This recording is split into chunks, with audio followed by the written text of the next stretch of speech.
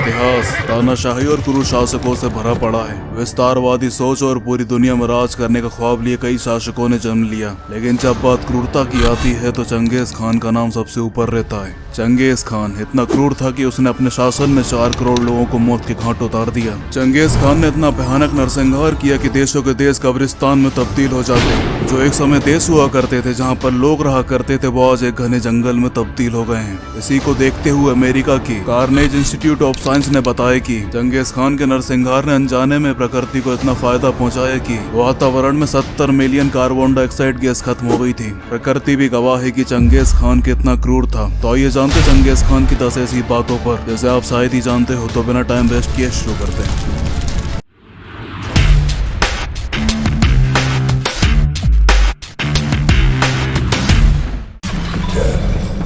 Genghis Khan को दुनिया के सबसे क्रूर शासक के तौर पर याद किया जाता है और इसका कारण चंगेज खान का 4 करोड़ लोगों को मौत के घाट उतारना है। वो जिस भी देश जाता, वो जहाँ भी जाता, उस देश में जमकर खून बहाता, उन देशों के मर्दों को मार डालता और वहाँ की औरतों के साथ वो और उसकी सेना जमकर बलात्कार करती। वो उन औरतों को बच्चा पैदा करने के लिए फोर्स करते थे, क्योंकि ऐसा करके वो मंगोल नस्ल को पूरी दुनिया में फैलाना चाहता था। वो अपनी नस्ल को सर्वश्रेष्ठ मानता था और उसके मुताबिक जो भी राज्य उसके अधीन रहेगी, उन राज्यों में रह रहे लोग सिर्फ मंगोल नस्ल से ही बिलोंग करना चाहिए। वो अपने राज्य में किसी भी गैर नस्ल के मर्दों को बर्दाश्त नहीं करता था।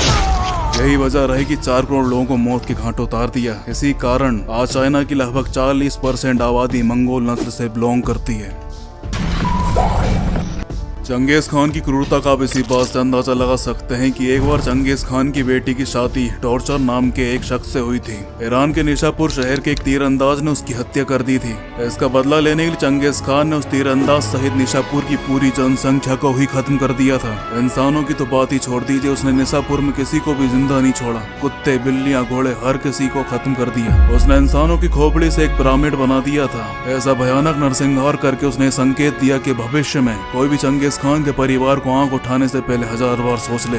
इसी तरह ईरान से युद्ध जीतने के बाद उसने वहां की 70% जनसंख्या को खत्म कर दिया था। ईरान को उसी जनसंख्या तक पहुंचने में 400 साल लग गए थे। चंगेज खान के नाम में खान होने के कारण लोगों को ऐसा लगता है कि वो एक मुस्लिम था, पर ऐसा नहीं है। चंगेज खान का असली नाम तैमुजीन था। तैमुजीन मंगोल भाषा का एक शब्द है जिसका मतलब लोहार होता है। तैमुजीन को चंगेज खान ये नाम बाद में मिला। चंगेज खान का मतलब यूनिवर्स होता है और खान शब्द मंगोलियन भाषा में ट्रेडिशनल टाइटल होता है। इसका मतलब रूलर होता है और ये टाइटल मंगोलियन ट्राइब्स के लोग अपने लीडर को देते थे। तो चंगेज खान का मतलब यूनिवर्स रूलर होता है, यानी कि ब्रह्मांड का शासक। और ये ब्रह्मांड का शासक टेंगरिज्म रिलीजन को फॉलो करता था। इसमें आसमान के देवता टेंगरी की पूजा की जाती है और कई इतिहासकार के मुताबिक चंगेज खान बौद्ध धर्म को भी मानता था। चंगेज खान बौद्ध धर्म का अनुयायी भी था।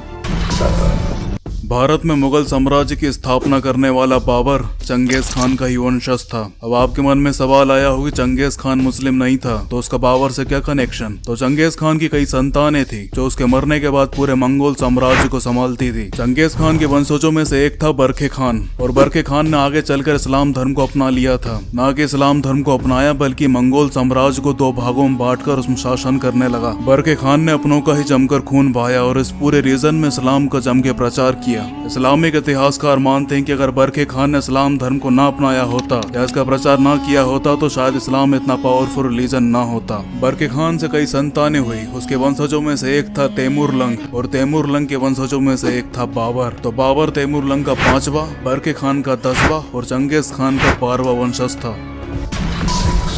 चंगेज खान पूरी मानव जाति का सबसे ताकतवर शासक था। इसके बावजूद मुगल साम्राज्य की नींव रखने वाले बाबर ने कभी भी चंगेज खान को अपने एंसेस्टर यानी कि पूर्वज के तौर पे याद नहीं किया, क्योंकि चंगेज खान ये नाम इस्लामिक सल्तनतों के लिए एक बुरा सपना था। पूरे मुस्लिम वर्ल्ड में चंगेज खान को सबसे जालिम और जल्ला शासक के तौर पर याद किया जाता है, जो जब चाहे तब मुस्लिम देशों पर हमला करता, उनकी जमीन हड़पता और उन पर जुल्म उठाता। इस्लामिक रूलर्स की कमर तोड़ के रखी हुई थी चंगेज खान ने। इसलिए बाबर तो क्या, किसी भी मुगल शासक ने चंगेज खान को अपने एंसेस्टर के तौर पर याद नहीं किया।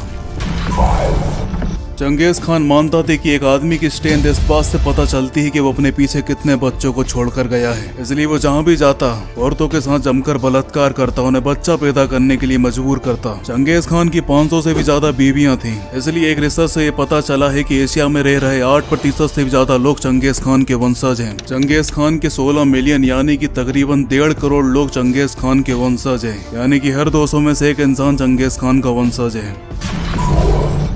आज हम चंगेज खान को याद करते हैं तो हमारे दिमाग में एक जल्लाद शासक की इमेज बनती है जिसने असंख्य लोगों को मौत के घाट उतार दिया। लेकिन मंगोलिया में उसे काफी ऊंचा मुकाम हासिल है। मंगोलिया में चंगेज खान को सिर्फ ऐतिहासिक शख्स के तौर पर याद नहीं किया जाता है बल्कि उसे फादर ऑफ मंगोलिया माना जाता है। यहाँ तक कि नॉर्थन चाइना में उसका टेम्पल तक देखने को मिल जाएगा। मंगोलिया में चंगेज खान की आपको बड़ी बड़ी स्टेचूज देखने को मिल जाएगी। यहाँ तक कि वहाँ की करेंसी पर भी चंगेज खान की फोटो लगी हुई है।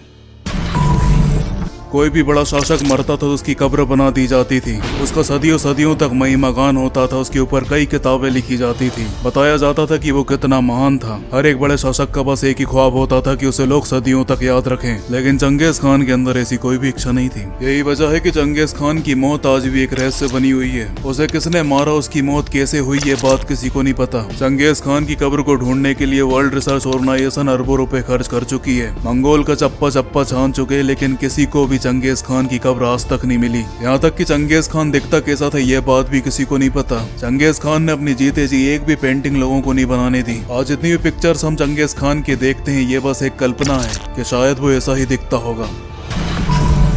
चंगेज खान को अपनी पिक्चर न बनाने देने के कई तर्क दिए जाते हैं, लेकिन इतिहासकारों की माने तो वो ऐसा इसलिए करता था ताकि वो एक साथ कई इलाकों में लड़ सके। क्योंकि मंगोल साम्राज्य काफी बड़ा था जिसके चलते आपसी विद्रोह, दूसरे शासकों द्वारा हमला होने की हमेशा गुंजाइश बनी रहती थी और कई बार कई देश एक साथ हमला कर भी देते थे। तो ऐसे में चंगेज खान सब जगह तो एक साथ लड़ नहीं सकता था, तो अपने सैनिक को चंगेज खान बनाकर अलग अलग इलाकों में लड़ने के लिए भेज देता था। जो कि चंगेज खान किसी ने देखा नहीं था, इसलिए ऐसे में सेना का मनोबल भी बढ़ जाता था और दुश्मनों के लिए चंगेज खान को युद्ध में होना ही यह नाम ही काफी होता था। और इस तरह वो एक साथ कई सारे युद्ध जीत लिया करता था। और चंगेज खान की कब्र को खुफिया रखने का यह तर्क दिया जाता है। चंगेज खान ने ऐसा इसलिए किया ताकि उसके मरने के बाद कोई विद्रोह ना हो। चंगेज खान के मरने के 10 साल तक लोगों को ये नहीं पता था कि वो मर चुका है। इसी बीच चंगेज खान के वंशज बड़े हो गए और पूरे मंगोल साम्राज्य को टेक ओवर कर लिया। दुश्मन ये सब देखकर हैरान हो गए थे, क्योंकि वो बस यही सोचते रहे कि अभी हम जिंदा हैं। अक्सर ये सवाल उठता है कि चंगेज खान ने भारत पर हमला क्यों नहीं किया।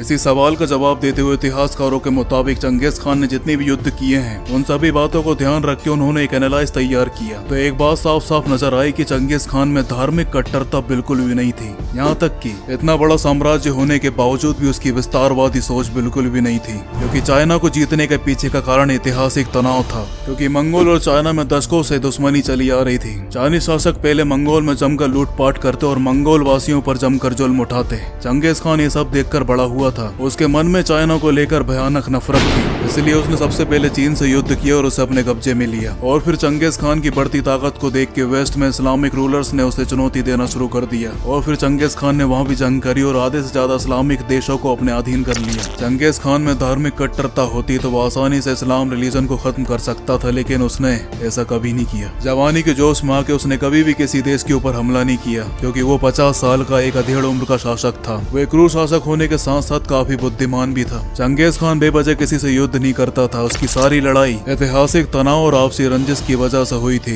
इसलिए भारत पे हमला न करने का पहला तर्क दिया जाता है कि भारत के ऊपर हमला करने की उसके पास कोई वजह ही नहीं थी। तो वहीं दूसरी थ्योरी के हिसाब से चंगेज खान की तबीयत काफी खराब रहने लगी थी। अगर वो 10 साल और जीता तो वो भारत पे जरूर हमला करता। और तीसरी थ्योरी के हिसाब से चंगेज खान बौद्ध धर्म को भी मानता था और भारत भगवान बुद्ध की जमीन है। शायद उसने इसलिए भारत पे हमला नहीं किया। बहरहाल वजह जो भी रही हो, इस पूरे रीजन में एकलौता भारत ही था जो एक भयानक नरसंहार से बच गया। तो बस आज की वीडियो में बस इतना ही। अगर वीडियो पसंद आया हो तो वीडियो को लाइक सब्सक्राइब करना बिल्कुल भी ना भूलें। मैं हिमांशु सिंह, आपको मिलता हूँ अगली वीडियो पे। जब तक के लिए बाय बाय, टेक केयर।